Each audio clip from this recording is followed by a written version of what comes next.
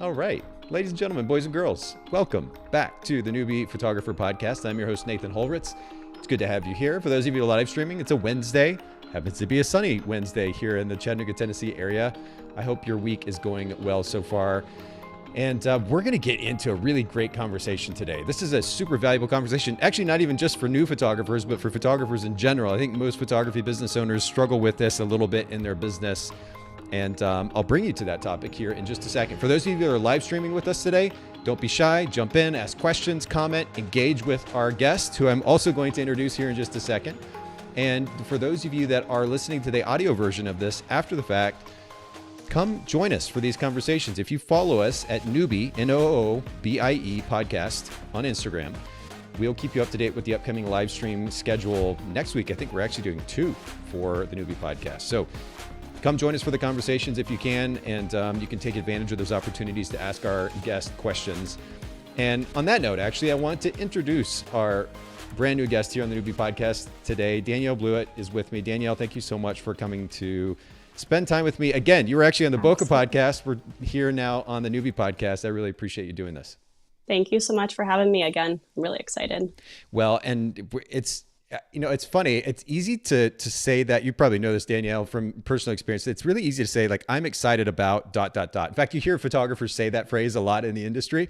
But truly, like, I'm not blowing smoke here. I'm really actually excited about this conversation today. One, because I'm a little bit of a nerd, but also because it really translates to so many different areas of our business, not just for new photographers, but for photography business owners in general. And that is email management, streamlining email management and communication workflow. And so we're going to get to that here in just a second. But for those that are streaming, listening, that don't know you, will you just take a few seconds and introduce yourself and your brand to the listeners? Yes. So I am a Pittsburgh-based family photographer, and I also do filmmaking, and I also teach photographers how to grow their businesses. I started my business just over 3 years ago, so I'm still technically newer. But within 6 months of starting my business, I felt confident enough to actually take it full time. And even though I'm newer, I feel like I've kind of cracked the code in creating a successful business.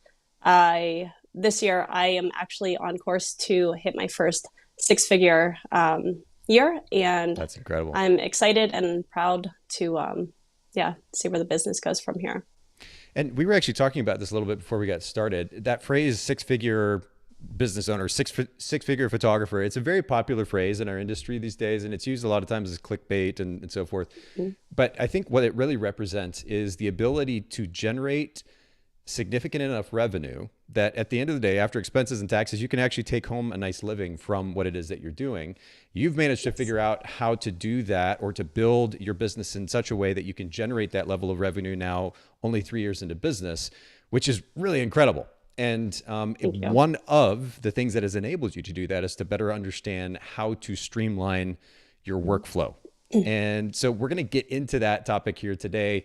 And I guess I'm giving it away, but just to set you up and set up the conversation for the listeners, we've been doing this series called I Wish I Knew. And we're talking about ideas, a big idea or principle that an established photographer wish they knew more about when they first started their business, so that the listeners, the newer photographers, can avoid maybe making that mistake as they're getting their business launched. And so what is that big idea for you, Danielle?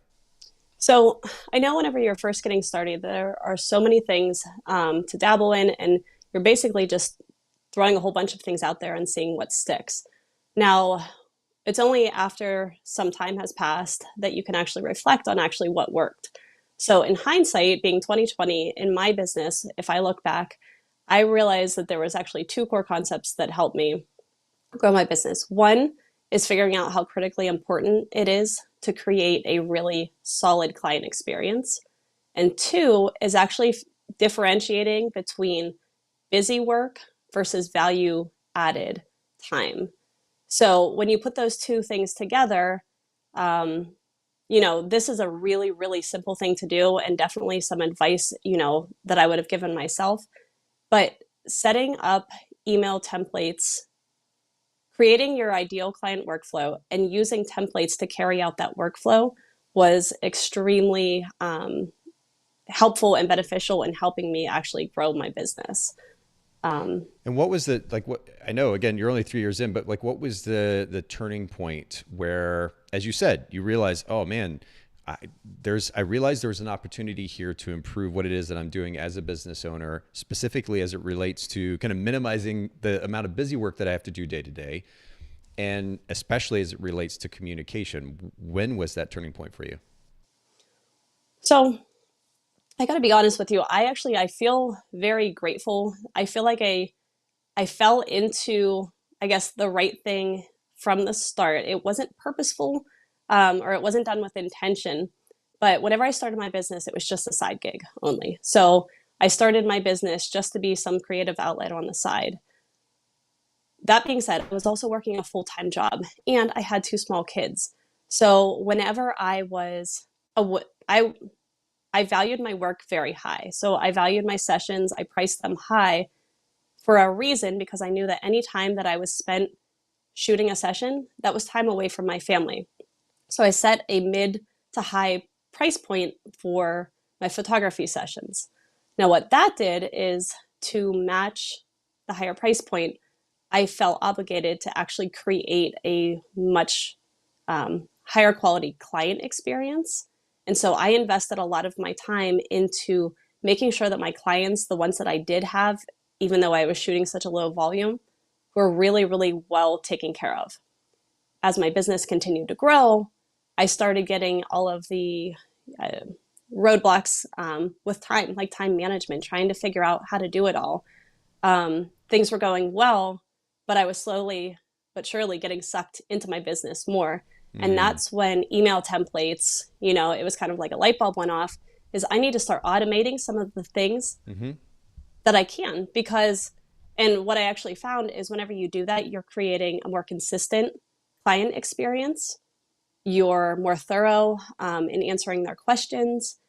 Everybody's getting the same exact experience, and you're saving so much time. So all of that time, that I was saving, hours writing, I'm a very slow writer. So I would much rather write a template, customize it and send it off to the next client rather than sit and write it from scratch. So with that time, that little bit of time that I actually had, because I was a mom and full-time, in my corporate job, it was so much easier. Like, I could actually market my business on social media. I could invest in my website. I had so much more time to do value-added stuff that really helped actually move the needle in my business. So when was that then? Was that in the last year and a half? Like, where was that turning point where you're like, okay, I need to begin to leverage something like email templates? I started getting busier whenever I actually, whenever I went full time. So whenever I made that jump, it was sort of a leap of faith that I said, you know what, I'm just going to let this fly and see if I can turn this photography business into something that's, comparable to where I came from in the corporate world. And at that point, I was laser focused on making it work. And it didn't take very long, even through the pandemic, to grow that business. Well, let's actually then get into this idea of leveraging templates and maybe the kind of the steps, the workflow innate to that. Will you walk our listeners through? I believe you told me beforehand that we've got kind of 4 primary steps to talk about. We've got a few minutes to do that. So let's jump into that. So, all right. So if for new photographers, there are 3, maybe 4 steps that I would recommend if you are just starting from scratch. So step number 1 is actually sitting down and mapping out your client workflow. This could be sitting down with a pencil and paper and just thinking from start to finish, when that initial lead comes in, all the way through gallery delivery, what you want that client experience to look like. So this is looking at how many times are you going to follow up if a lead doesn't respond to you? How many days is it going to be after that? Are you going to follow up a second time? Once a client books with you, what are you going to send them? What does your welcome stuff look like?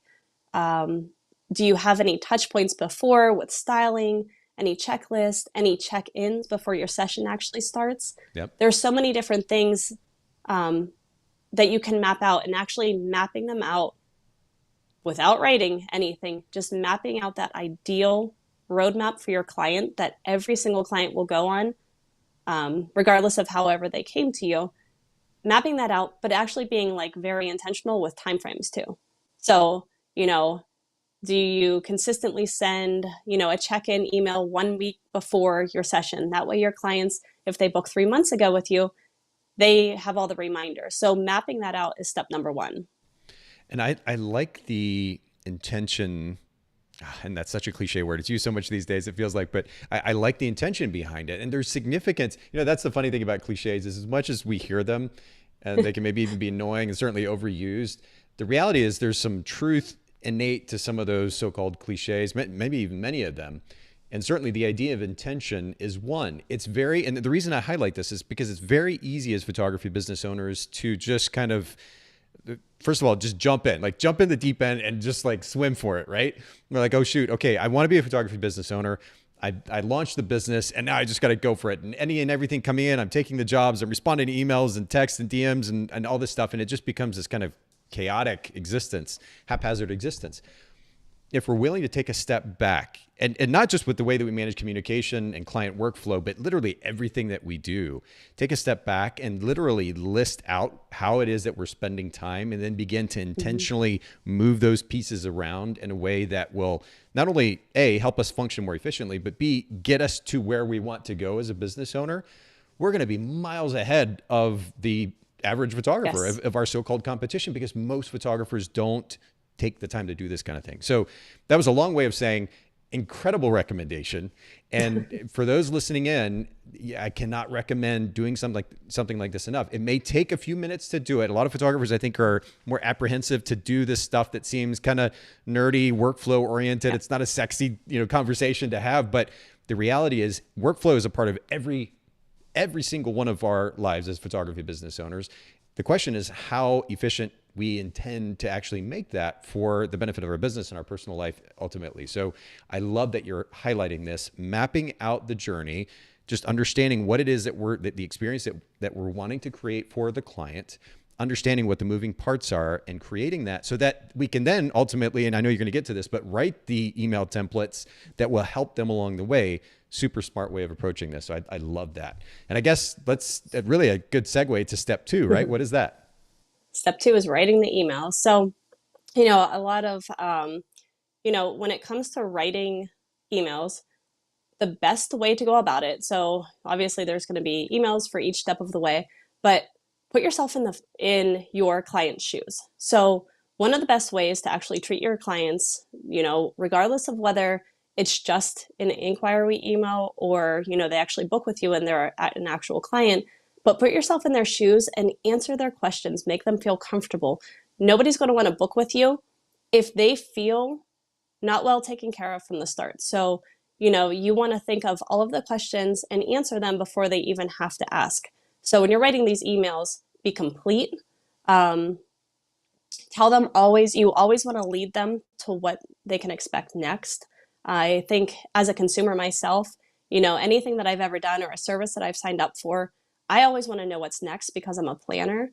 So just kind of easing, it kind of helps the whole experience and smooths it over whenever people know what to expect. Then they can be better prepared. So when you're writing those emails, you want to think of all of that. So when you actually start writing everything, some of these emails, you could sit there and just write like an entire book. But the key is not to overwhelm the viewer. So you don't want to throw everything that you possibly can at them. So make sure even just like your writing skills, like when you're writing, one, you want to, they're templates and they're going to be used over and over. You want to write it in your language. So it sounds exactly like it came from you, not from somebody else. But you also want to break it up just, visually, like use headers and blocks of text and make it scannable. That way somebody doesn't get this big lump sum of an email and they're just lost and you lose them at that point because they don't think that you're, relatable.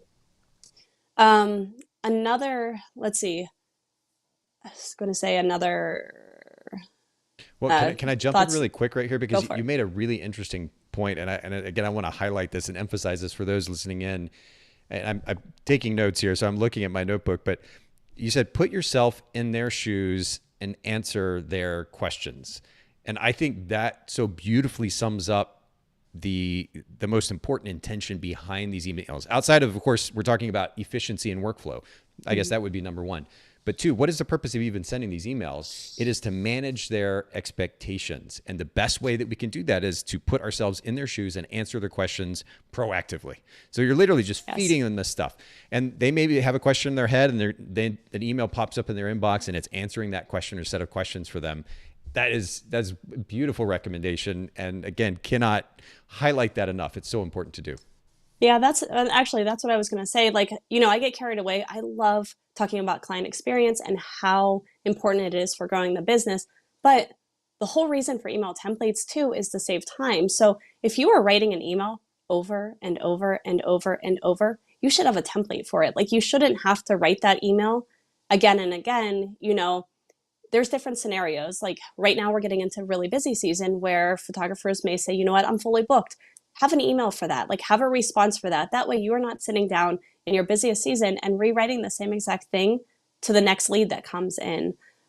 So, email templates are designed to save you time. Mm-hmm. I get carried away talking about the client experience, but they truly save so much time in your business. Well, it saves time, but you're able to build on that client experience because you're able to, again, proactively manage their expectations and communicate consistently much easier using tools like a template. So I think that's great. We've got just a few minutes here. Take us to step 3, if you will. All right. So step 3 is implementing them. And, when you're newer in photography, there's obviously, like, I'm a huge advocate of not spending too much before you're actually making money. So, I'm a huge advocate of CRM systems and how important they are for, my business. Once you get to a certain point, you don't need that fancy of a system, but you need to implement an easy way for you to actually use your templates. So a lot of people don't know that Gmail actually has a templates feature.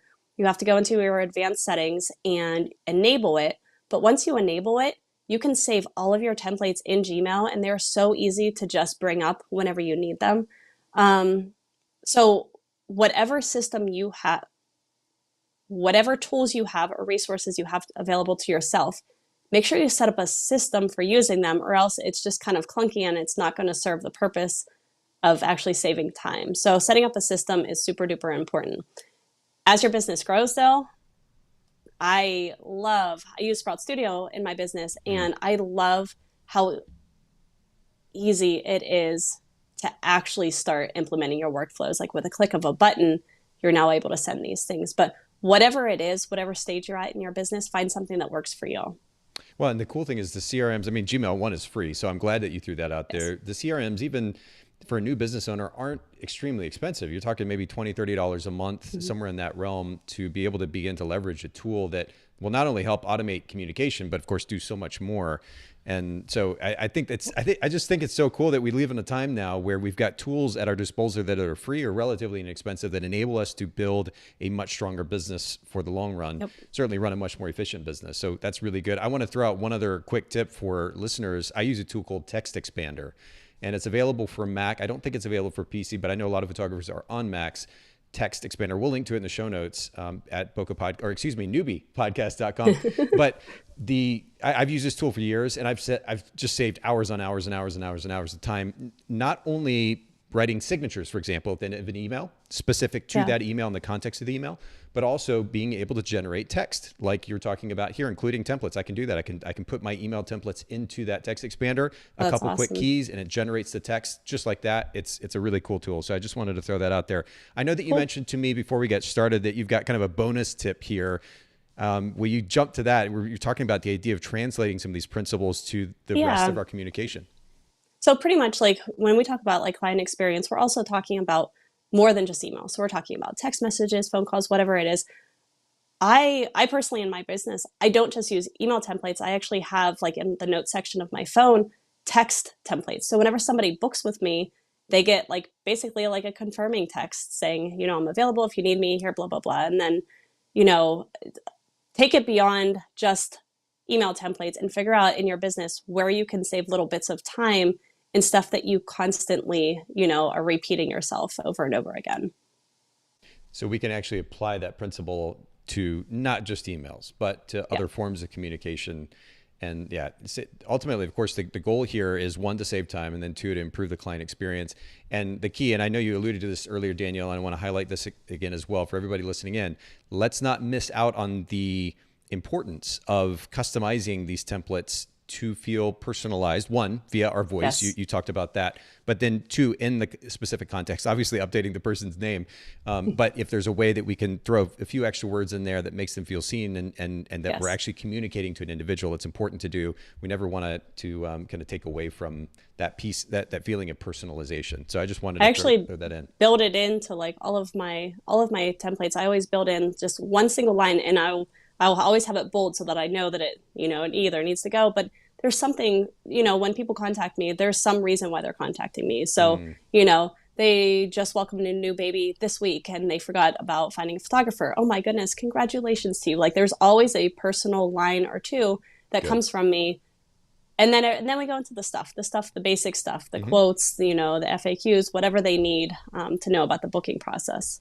Well, as we finish up here, I know that you told me ahead of time, you've got some templates that you've put together for photographers as a great starting point. Will you just explain that just a little bit here before we finish up? Yeah, so I know that, a lot of photographers don't love writing, or, some of them that I've talked to, they say, you know what, I just don't know where to start. Like, I just need a baseline or something. I created it's an email templates kit for family photographers. It is the exact workflow that I use in my business. I have the exact map of every single touch point that I have with my clients. And then with that, anywhere where there's an email, I actually share all of my email templates. They're completely customizable. Just kind of take the guesswork, or to give people somewhere to start. The best part is they're only $27. I remember where I was, when I was looking at like, how the heck do I start something like this? So it's $27, and I think it's a really valuable resource for a lot of photographers that need help getting started or just want something to reference. Well, that's perfect. And you're right. Sometimes it can be overwhelming, all the things that we have to think about buying and purchasing to set up workflows and the equipment and the gear and all this stuff. So having something like this that is going to make a world of difference, not, again, just in the short term, but in the long run as well. Building a business, not just building a business that generates revenue that enables us to make a living, but ultimately a sustainable business that enables us to get the work done, but do so efficiently so we don't get burnt out in the process. Remind our listeners not only where they can find those templates and learn more about them and ultimately purchase them if they want to, but just follow you online in general. So right now I'm going through a major website migration, but DanielleBlewittPhotography.com right now will send you to my education site where you can go to my shop. In about a month, everything will be housed under that URL. Anyways, the most active that I'm usually on Instagram. I talk to a lot of people in the DMs, and I love hanging out on Instagram. So I would love for people to introduce themselves and just say hi. Perfect. Yeah, and I've got that up on screen for anybody watching the live stream. Danielle Blewitt Photography on Instagram. Of course, we'll put that in the show notes at newbiepodcast.com. all the things. And then DanielleBlewittPhotography.com. We'll also link to that in the show notes at newbiepodcast.com. Awesome. Thank you, Danielle, so much for joining me today. Thanks, everybody, for listening in, and we'll look forward to seeing you on the next episode. All right. Thank you so much.